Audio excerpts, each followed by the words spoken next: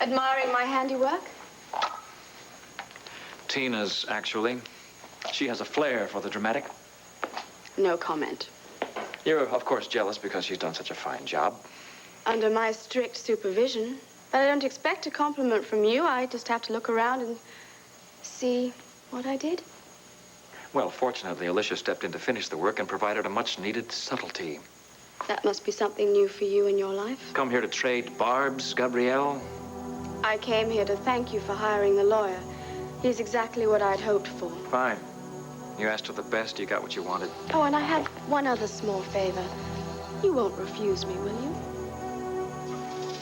Favor? Oh, this one's very simple. It's so easy, you could accomplish it with a flick of your hand. Tell me, Gabrielle, how much would this one cost me? Are we getting stingy in our old age? No, tell me. I am deeply curious. Well, you'd have to pay the same thing for somebody else. The money really doesn't matter. Besides, you will benefit from this deal. Mm-hmm. I want you to hire me as the manager of this hotel. Ah, what a tremendous idea that is. It is, isn't it? I knew you'd like it. This way you could spend more time with your family, knowing that the hotel is in capable hands. And, of course, you think Alicia would be thrilled by this terribly magnanimous gesture of yours. Why would Alicia care who's looking after the hotel? Particularly if it's good for her hubby. To Alicia, money isn't everything. But since you've asked me, I will give you the answer. Forget it. But we work so well together. We will work better apart. Now, if you want a letter of recommendation, I will lie and say that you have my wholehearted endorsement. But that is it. What good is a letter of recommendation going to do me in this town? My reputation is hardly sterling. And whose fault is that? Michael, I have enough talent and guts to run several hundred hotels. But there's no way that I can do that in this town, because after a turn, I'd be lucky to get a job as a scullery maid. Please, I'm not just asking for this job for myself. I'm also doing it for Al. I must get him back, and the only way I can do that is to prove to the judge that I am a worthy parent. I need a well-paid job to prove that I can provide for him properly. I am sorry. You have got to see this from my point of view. This hotel would not be as far along as it is if Alicia had not poured her own money into the project. So? She pays the bills. She makes the decisions. I thought you said you weren't going to use your wife as an excuse anymore. I am stating fact. There is no way Alicia is going to approve of your working here. Oh, that's such a shame. For both you and her. My. Another of your subtle threats. No. Just simply following your example of stating fact.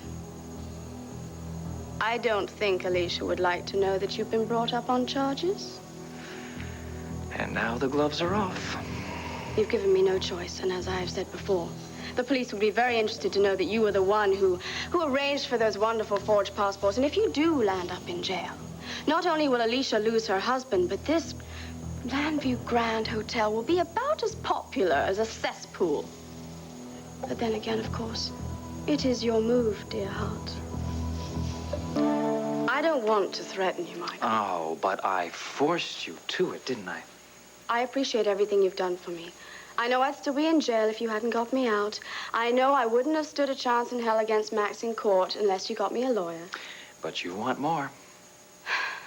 I want help, Michael, and there's no one else I can turn to in this town. Everyone treats me like I'm Typhoid Mary, but you are my confidant, my friend. If that were true, you would understand the position I am in. But I do understand better than anybody else, even your wife. And I'm convinced we would make very good partners still.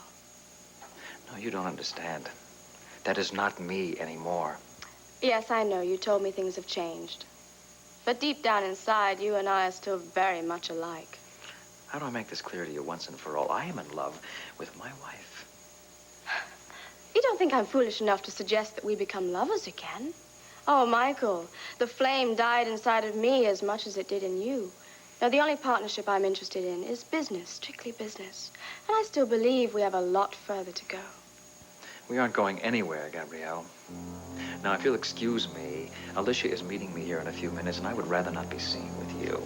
Oh, is that your way of trying to get rid of me? Come on, Michael, I think you can do better than that.